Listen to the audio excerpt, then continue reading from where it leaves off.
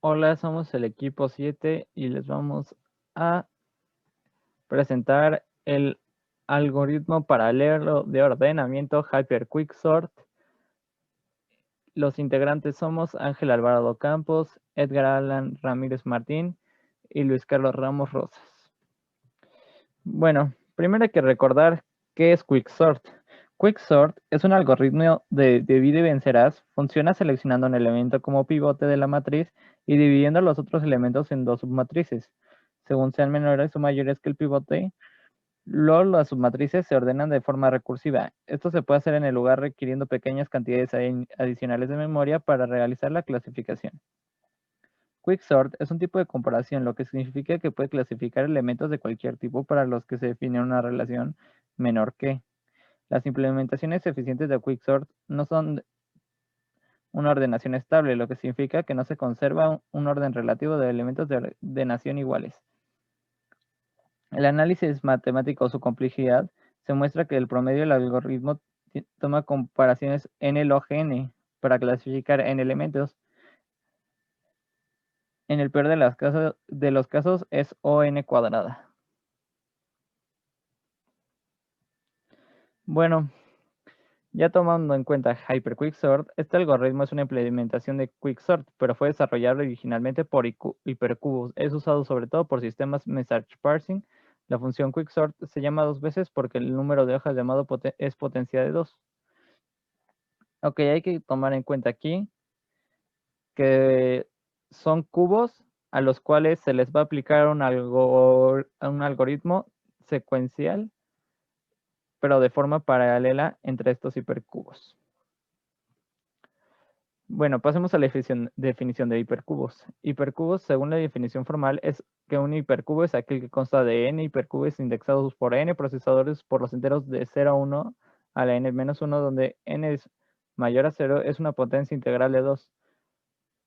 Procesadores A y B están conectados solo si son únicos. Las cadenas de bits log2 difieren exactamente en una posición. O sea, estamos hablando de que cada uno de estos van a diferir entre una posición entre cada uno de sus posibles hipercubos que contienen cada uno. Bueno, vamos a considerar los pasos del algoritmo de lo cual se forma HyperQuicksort. Paso 1. Elegimos aleatoriamente un pivote de uno de los procesos y lo transmitimos a cada proceso. Paso 2. Cada proceso divide su lista sin clasificar en dos listas, las más pequeñas o iguales el pivote, los mayores que el pivote. Paso 3. Cada proceso en la mitad superior de la lista de procesos envía una lista baja a un socio proceso de la mitad inferior de la lista de procesos y recibe una lista alta a cambio. Paso 4. Ahora los procesos de la mitad superior solo tienen valores mayores que los procesos de la mitad inferior, solo tienen valores más pequeños que el pivote. Paso 5. A partir de entonces los procesos se dividen en dos grupos y el algoritmo se vuelve recurrente. Paso 6. Después de las recursiones log p, cada proceso tiene una lista de valores sin clasificar, completamente disjunta de los valores sostenidos por los otros procesos. El valor más grande en el proceso será menor que el valor más pequeño mantenido por el proceso i+1. Cada proceso puede ordenar su lista usando una ordenación rápida secuencial. Ok, lo que va explicando en palabras mortales, lo que va a realizar este algoritmo es ir alternando sus listas altas y bajas, tomando un pivote como de forma aleatoria inicialmente y posterior las va a ir organizando y las va a ir organizando con un quicksort en cada una de sus listas para cada hipercubo. Bueno, podemos denotar que su complejidad sí está un poquito agresiva, o en el OGN, más una división entre d por d+1 sobre 2 más dn. A ver, vamos a explicar aquí. El término n log n representa la ejecución secuencial del tiempo. El término d por d+1 entre 2 representa el paso de difusión y el término dn representa el tiempo requerido para el intercambio y fusión de los conjuntos de los elementos. Ok, estamos hablando aquí de entre que n log n va a ser el tiempo en el que nuestro programa tarda en ejecutar. El término de más d1, el paso de difusión, o sea, el cambio de las listas. Estamos hablando de su organización donde se les va a realizar un quicksort y y el término de n representa el tiempo del intercambio, entre el intercambio y fusión de las listas. O sea, estamos hablando de cuando vayan altas y bajas entre nuestros hipercubos para organizar las listas a través de un quicksort.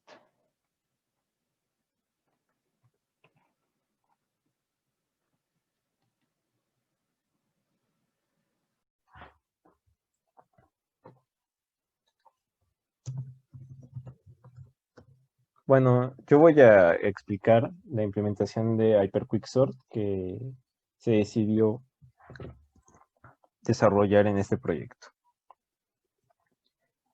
En primer lugar, este algoritmo funciona con la biblioteca de mpi.h. Gran parte, bueno, en realidad este algoritmo es la base de este algoritmo. Sin esas funciones no sería posible esto. Y bueno, también tenemos bibliotecas más ordinarias como stdio, mad, stdlib o incluso string.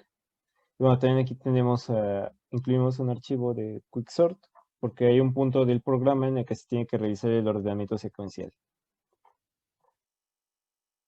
Bueno, también es importante mencionar que este programa sí se tiene que ejecutar por medio de línea de comandos, ya que necesitamos colocar argumentos para ejecutar. Este es el comando, bueno, aquí en esta parte pueden observar, ese es el comando para compilar, y aquí está el comando para ejecutar. Para ejecutar corresponde el comando mpy-run-n y el número de procesadores. En este caso, ya que estamos hablando de que HyperQuicksort funciona para emular hipercubos, pues el mínimo hipercubo es aquel de 2 procesadores. Entonces, solo podemos ejecutar 2 o 4, ya que esta computadora, el equipo en el que se está realizando la ejecución, tiene un límite de 4 procesadores.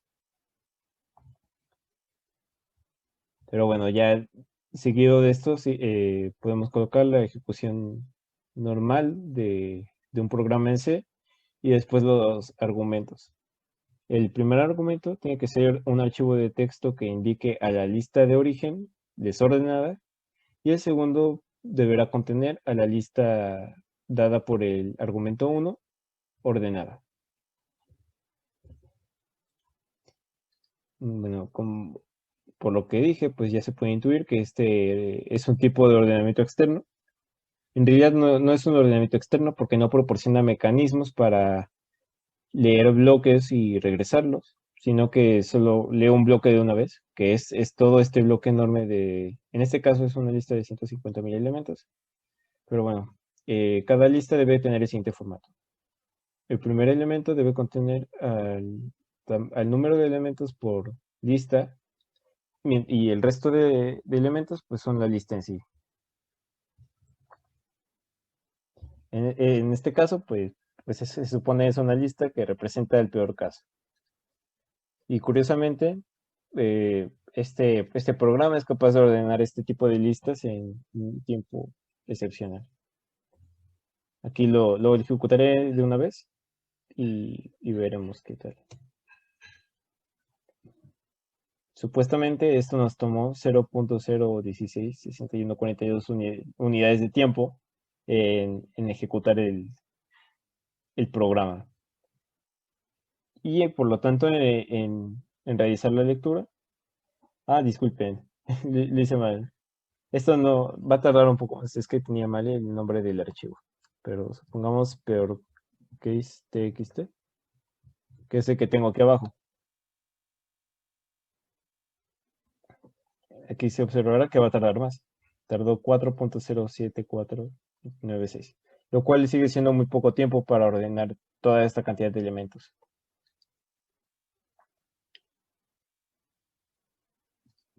Pero bueno, aquí tengo este es el programa escritor con el que hice esta lista. Y bueno, aquí tenemos ya por línea de comandos podemos ver que el archivo donde va a estar ordenada la lista se llama prueba1s. Y esto se puede confirmar aquí.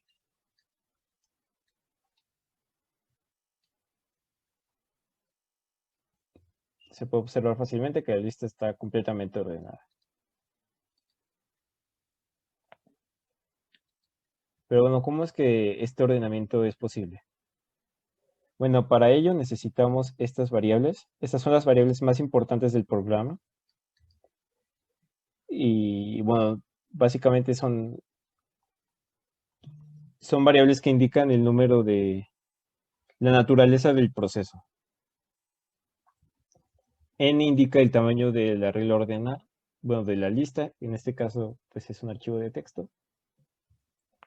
Local N indica la cantidad de elementos por sublista.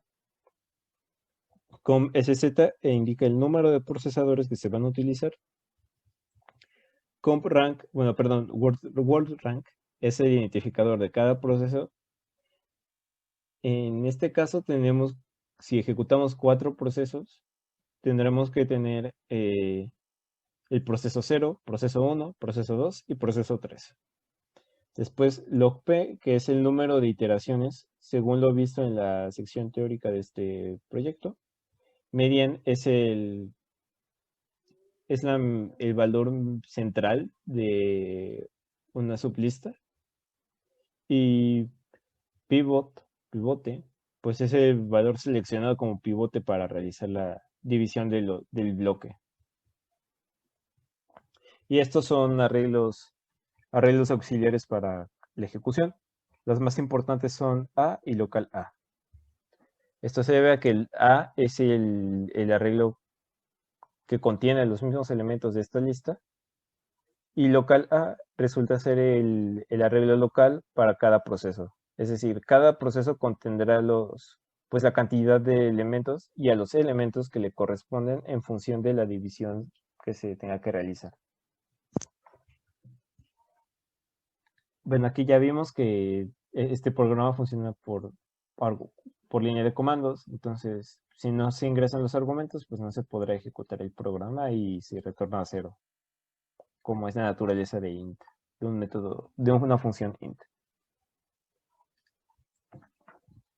Después tenemos aquí la cláusula para iniciar un proceso paralelo de MPI, que es MPI init. Y también tenemos aquí la vinculación de estas dos variables para que en verdad tomen ese valor. Por ejemplo, con este comando, con esta línea de instrucción más bien, MPI comSize asigna a comSZ el número de procesadores activos y MPI comRank asigna a wordRank la capacidad de poder expresar en forma de entero el procesador actual. Aquí también tenemos la instrucción que le asigna a logp un valor. Y bueno, este valor es en función del número de procesadores. Suponemos que log, bueno, es una operación de logaritmo, y P es el número de procesadores, lo cual aquí se confirma, porque tenemos log com SZ, mientras que com Z es el número de procesadores. Y bueno, también es importante decir que con esta cláusula, desde esta cláusula, el proceso, todo lo que sigue se ejecuta de forma paralela. Entonces hay que tener muy en cuenta este tipo de condicionales. Por ejemplo, en este bloque es donde se realiza la lectura del archivo. Entonces, pues sabemos que la lectura pues, debe ser un proceso raíz o no debería ser realizado por todos los elementos. Entonces, pues esto solo lo puede hacer el proceso 0, es decir, el proceso inicial o proceso raíz. En este proceso raíz se llena el arreglo A, es decir, a este arreglo que aquí definimos, y también a la variable n que indica el tamaño del arreglo, también se le asigna un valor. De hecho, esta es la primera lectura que se hace sobre el archivo y por lo tanto nuevamente, se reitera que el primer elemento indica el tamaño del arreglo. Aquí está. Bueno, esto solo lo puede hacer el proceso 0. Entonces, pues, ¿qué pasa con el resto de procesos? Pues simplemente no ejecutarán esto. y van a proceder a esta sección.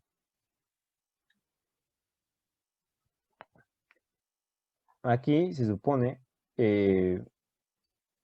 con el método, bueno, con la función broadcast, se comparte cada una de las, a todas las variables n de cada uno de los procesos, se le va a asignar el valor de n del proceso 0. Aquí sabemos que el proceso 0 leyó a n. Con esta línea queda bastante claro. Entonces resulta que el único que tiene un valor de n es el proceso 0, al menos hasta este momento. Entonces cuando llegamos a broadcast, lo que sucede es que ahora todas las n's de cada uno de los procesos van a obtener el valor dado en esta sección.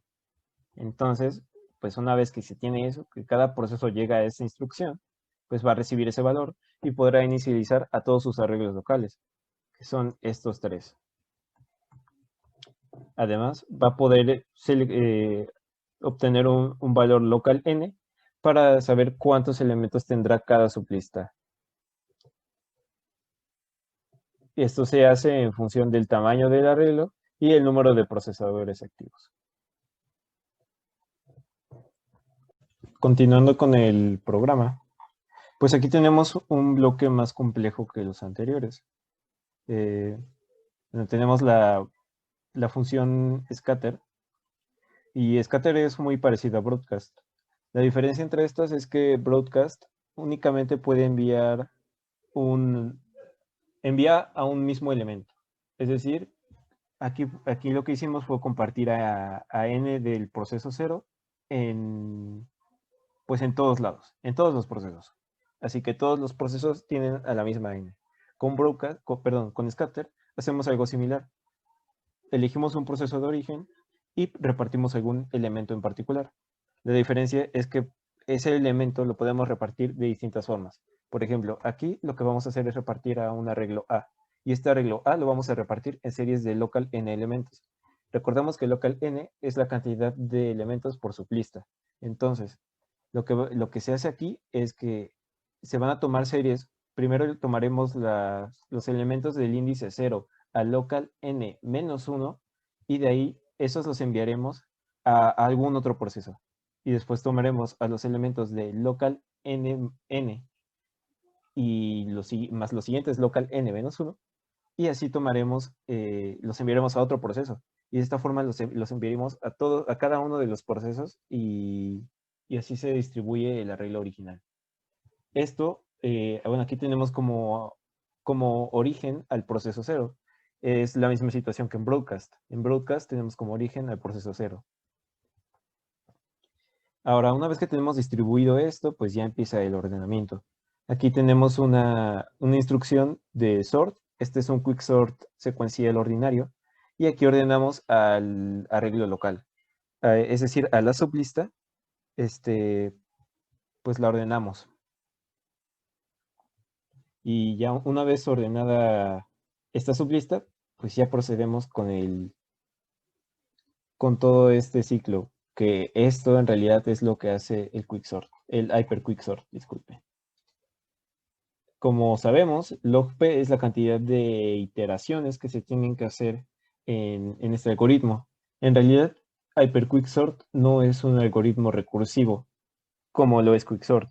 Quicksort se puede expresar fácilmente como una recursión, pero hyper quicksort, por implicarle el uso de procesos de paralelismo, esto se hace a través de un ciclo for, en este caso, hecho de log p iteraciones, y recordemos que log p es el logaritmo de p sobre el logaritmo de 2, según lo que tenemos lo que mostré hace un momento en esta instrucción. Y bueno, en realidad este proceso voy a omitir varios detalles porque es bastante complejo y es muy tedioso comprenderlo en su totalidad y muy antipedagógico a mi parecer. Entonces, pues creo que basta con saber que en este proceso, bueno, en este procedimiento lo que se hace es seleccionar a una mediana y a un pivote El pivote es un índice en realidad, en este caso. Y bueno, se hace toda la mezcla. Algunos elementos eh, bueno, algunos procesos reciben elementos de un arreglo y otros los envían. Y bueno, obviamente, pues tienen que hacerlo de manera ordenada, es decir, unos reciben a los elementos mayores en función de la división del pivote y otros envían a los menores o viceversa.